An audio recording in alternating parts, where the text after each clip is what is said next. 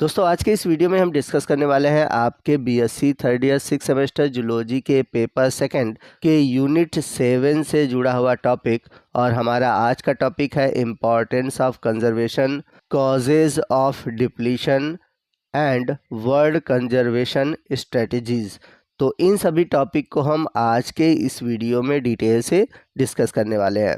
और आपको बता दें कि वर्ल्ड कंजर्वेशन स्ट्रेटजी से जुड़े हुए कई सारे क्वेश्चन आपके एग्ज़ाम में शॉर्ट और लॉन्ग में पूछे जाते हैं। तो आज का ये वीडियो आपके लिए बहुत ही इंपॉर्टेंट होने वाला है। तो वीडियो को आप ध्यान से देखिएगा, पूरा देखिएगा, वीडियो को कहीं स्किप मत कीजिएगा। तो आइए सबसे पहले हम समझते हैं कि वाइल्ड लाइफ कंजर्वेशन होता क्या है। तो वाइल्ड लाइफ कंजर्वेशन एक ऐसा प्रैक्टिसेस है, ऐसी एक्टिविटी है जिसमें कि मानव प्रोटेक्ट करता है वाइल्ड लाइफ एनिमल और प्लांट को उनके हैबिटेट में। अगर सिंपल वे में समझा जाए तो कहने का मतलब है कि जब हम वन्य जीवों, चाहे जंतु हों चाहे पौधे, उनके वास स्थान में उन्हें सुरक्षित करना, उन्हें प्रोटेक्ट करना ही कहलाता है वाइल्ड लाइफ कंजर्वेशन। अब बात आती है कि वाइल्ड लाइफ कंजर्वेशन ज़रूरी क्यों है। तो आपको बता दें कि वाइल्ड लाइफ कंजर्वेशन इसलिए ज़रूरी है क्योंकि जो ये वाइल्ड लाइफ होते हैं वो हमारे इकोलॉजिकल बैलेंस को बनाए रखते हैं। फॉर एग्ज़ाम्पल अगर हम बात करें, यदि आप इकोलॉजिकल चार्ट बनाते हैं तो उसमें आप देखेंगे जो टाइगर है सबसे टॉप पर होता है। अब टाइगर टॉप पर है, क्यों टॉप पर है? क्योंकि वो क्या करता है कि वाइल्ड लाइफ जो बैलेंस है वो बनाए रखता है। तो आप देखेंगे चाहे वो हमारी गवर्नमेंट हो, चाहे जो नॉन गवर्नमेंट ऑर्गेनाइजेशन है यानी कि जो एनजीओ हैं, आप देखेंगे कि टाइगर रिज़र्व या टाइगर प्रोटेक्शन पे बहुत सारे अभियान चलाते हैं। तो क्यों प्रोटेक्ट करने की बात की जाती है? क्योंकि टाइगर जो है टॉप पर है, वो जो हमारी इकोलॉजी है उसको बैलेंस करने में सहायता करता है। तो टाइगर ही नहीं, बाकी जो भी एनिमल है जो हमारे वाइल्ड लाइफ में पाए जाते हैं सभी इम्पॉर्टेंट है, सभी को प्रोटेक्ट करना ज़रूरी है, चाहे वो एनिमल हो चाहे प्लांट हो। यदि हम आज के बायोडाइवर्सिटी की बात करें तो यूनाइटेड नेशन ने कहा है कि हर एक दिन 150 से ज़्यादा स्पीसीज़ ख़त्म होते हैं। और 2019 के सर्वे के अनुसार अगर माना जाए तो जो बायोडाइवर्सिटी है, हमारे आज के बायोडाइवर्सिटी में लगभग 25% एनिमल और प्लांट ख़त्म हो चुके हैं या फिर ख़त्म होने के कगार पर है। तो इस तरह देखा जाए तो आज के बायोडाइवर्सिटी को प्रोटेक्ट करना बहुत ही ज़रूरी है, चाहे वह इन्वायरमेंटल कंजर्वेशन हो या फिर वाइल्ड लाइफ कंजर्वेशन हो। तो यदि हम बात करें वाइल्ड लाइफ एनिमल के एक्सटिंक्ट होने की यानी कि उनके विलुप्त होने की, तो ये दो तरह से विलुप्त होते हैं। यानी कि वाइल्ड लाइफ एनिमल या प्लांट में एक्सटिंक्शन के दो तरह के तरीके हैं। पहला है फाइलेटिक एक्सटिंक्शन, जिसे हम स्यूडो एक्सटिंक्शन भी कहते हैं। तो इसमें होता क्या है, one species disappear living behind another more evolved one.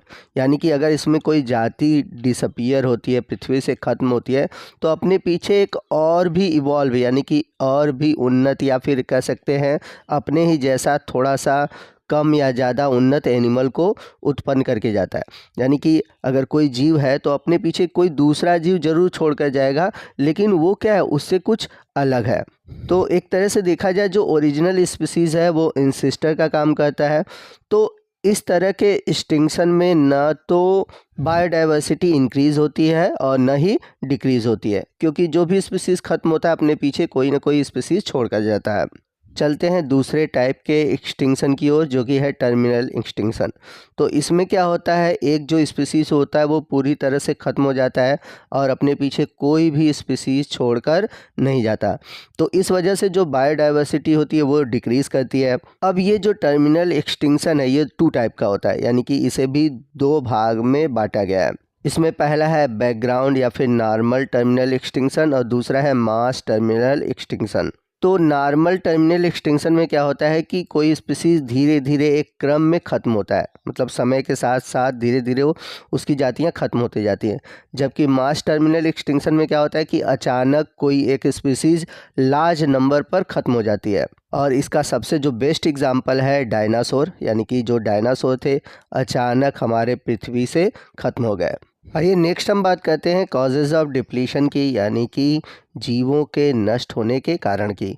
तो ये कुछ ऐसे रीज़न हैं जिनकी वजह से जो एनिमल है या फिर प्लांट है वो ख़त्म हो रहे हैं। तो उसमें सबसे पहला जो रीज़न है वो है डेमोग्राफिक एंड जेनेटिक फिनोमिना।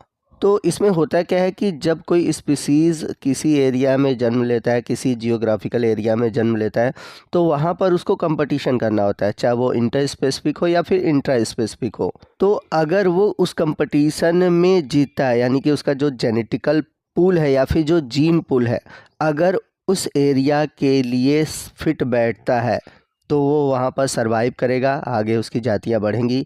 अगर वो वहाँ पर सरवाइव नहीं करता तो वो उस एरिया से एलिमिनेट हो जाता है या फिर वहाँ से ख़त्म हो जाता है।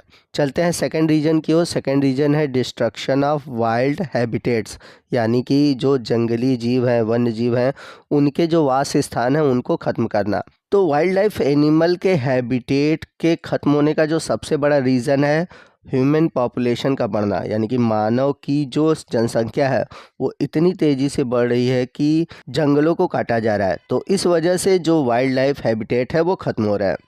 अगला जो रीज़न है वो है क्लाइमेटिक चेंजेस।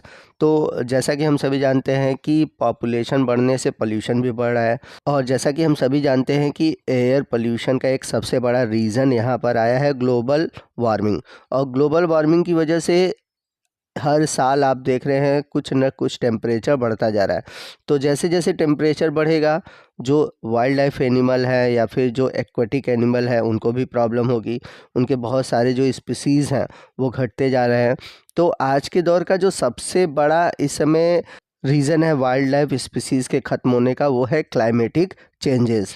और ये तभी रोका जा सकता है जब हमारा पॉपुलेशन कंट्रोल हो और साथ ही साथ पोल्यूशन को भी रोका जाए। चलते हैं अगले वाइल्ड लाइफ डिलीशन के रीज़न की ओर, जो कि है हंटिंग और इलीगल ट्रैफिकिंग। तो आज के जो वाइल्ड लाइफ हैं उनके ख़त्म होने का जो सबसे बड़ा रीज़न है इलीगल एक्टिविटी।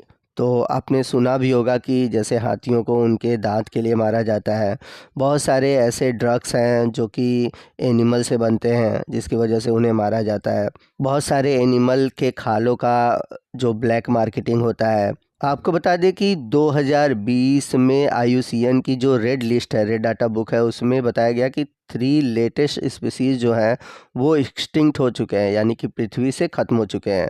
एक तो पहला है, एक फ़िश है जो है सिम्पेट्रिकाइटिस, दूसरा जो है वो है एक चमगादड़, और तीसरा है एक इंसेक्ट। आइए नेक्स्ट हम बात करते हैं कि वाइल्ड लाइफ को कंजर्व करने के लिए हमारी स्ट्रेटजी क्या है, यानी कि वन्य जीवों को संरक्षित करने के लिए हमारी रणनीति क्या है। तो आपको बता दें कि बायोडाइवर्सिटी को कंजर्व करने के लिए 2 विधियां हैं। एक है इन सिटू कंजर्वेशन, दूसरा है एक्स सिटू कंजर्वेशन।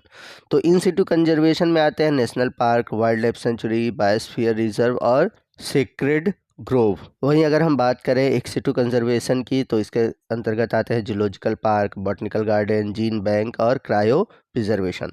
तो आइए सबसे पहले समझते हैं कि इन सिटू कंजर्वेशन क्या है, एक्स सिटू कंजर्वेशन क्या है। तो आइए हम बात करते हैं इन सिटू कंजर्वेशन की। तो इन सिटू कंजर्वेशन क्या होता है? तो जब हम किसी स्पीसीज़ को उसके नेचुरल हैबिटेट में कंजर्व करते हैं तो उसे हम बोलते हैं इन सिटू कंजर्वेशन। जैसे कहने का मतलब है कि अगर कंगारू है तो कंगारू का जो नेचुरल हैबिटेट क्या है, ऑस्ट्रेलिया है। तो जब हम ऑस्ट्रेलिया में ही उसको बचाएं, उसको कंजर्व करें जिस एरिया में वो पाया जाता है, ठीक है, तो इस तरह के कंजर्वेशन को हम बोलते हैं इन सिटू कंजर्वेशन। और इन सिटू कंजर्वेशन के अंतर्गत आता है wildlife sanctuary, national park, biosphere reserve और सेक्रेड ग्रोव। तो national park, wildlife sanctuary, biosphere reserve, इन सभी से जुड़ा हुआ मैंने वीडियो अपलोड किया हुआ है और इनके बारे में आपको डिटेल से मिल जाएगा टॉपिक। आप वो वीडियो देख लीजिए, आपका जो कंसेप्ट है इनसे जुड़ा हुआ वो क्लियर हो जाएगा। यहाँ पर मैं आपको सेक्रेड ग्रोव के बारे में बता देता हूँ क्योंकि इस टॉपिक से रिलेटेड वीडियो नहीं बना हुआ है।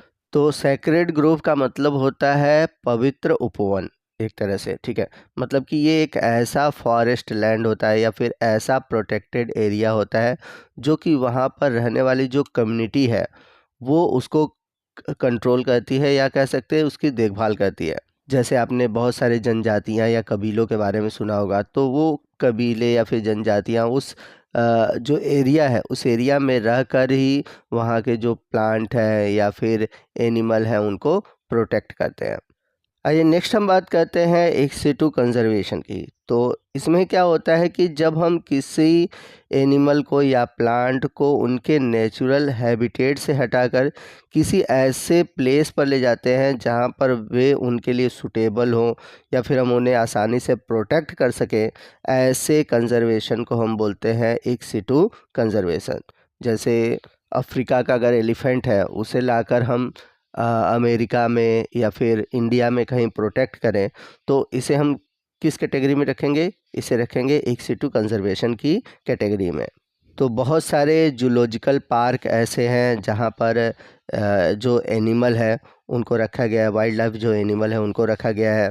जैसे कि अगर हम बात करें एग्जांपल के रूप में नेशनल जूलॉजिकल पार्क जो कि दिल्ली में है। नेशनल पार्क की तरह वैसे ही होता है बॉटनिकल गार्डन, जिसमें कि अलग अलग तरह के प्लांट जो कि इंडेंजर्ड हो या फिर बहुत ही इम्पॉर्टेंट मेडिसिनल प्लांट हो, उनको एक जगह पर कल्टीवेट किया जाता है, उसको हम बोलते हैं बॉटनिकल गार्डन। तो जैसे एग्जांपल के रूप में अगर हम बात करें नेशनल बॉटनिकल गार्डन जो कि लखनऊ में है। एक सिटू कंजर्वेशन का तीसरा और बहुत ही इम्पॉर्टेंट तरीका है जीन बैंक, और आज के दौर में ये सबसे ज़्यादा प्रचलित तरीका है। तो जीन बैंक होता क्या है? तो इसमें क्या कहते हैं कि किसी प्लांट या एनिमल के जो जेनेटिक मटेरियल है उसको कलेक्ट किया जाता है, या फिर उनके जो टिश्यू है टिश्यू कल्चर टेक्निक द्वारा उसको कलेक्ट करके एक लैब में कंजर्व किया जाता है। जैसे अगर हम एग्जांपल के रूप में बात करें नेशनल एनिमल जीन बैंक जो कि करनाल में है। एक सिटू कंजर्वेशन का अगला और बड़ा इम्पॉर्टेंट तरीका है क्रायो प्रिजर्वेशन। बहुत इंपॉर्टेंट है, इस पे शॉर्ट नोट पूछे जाते हैं। तो क्रायो प्रिजर्वेशन होता क्या है? तो इसमें क्या होता है कि हम लिक्विड नाइट्रोजन में -190 डिग्री सेंटीग्रेड पर जो बायोलॉजिकल मटेरियल है, जैसे कि अगर हम बात करें कोई लिविंग सेल है, टिश्यू है या फिर कोई सैंपल है, पोलन ग्रेन है, इनको जब हम कंजर्व करते हैं इतने लो टेम्परेचर पर, तो इस टेक्निक को हम बोलते हैं क्रायो प्रिजर्वेशन। और अब आपको बता दें कि क्रायो प्रिजर्वेशन के थ्रू ही जो सीमेन होते हैं, जो एनिमल हस्बेंड्री होती है, वहाँ पर उसको पहुँचाया जाता है। यानी कि दूर दूर तक जो सीमेन होते हैं लंबे समय तक पहुँचाने के लिए हम क्रायो प्रिजर्वेशन टेक्निक का ही यूज़ करते हैं। तो दोस्तों इसी के साथ हमारा आज का ये जो टॉपिक है वो ख़त्म होता है। आपको आज का ये वीडियो कैसा लगा कमेंट करके ज़रूर बताइएगा। वीडियो अच्छा लगा हो तो प्लीज़ वीडियो को लाइक करिएगा, अपने दोस्तों में शेयर कीजिएगा। तो मिलते हैं अगले वीडियो में अगले टॉपिक के साथ। तब तक के लिए जय हिंद, जय भारत।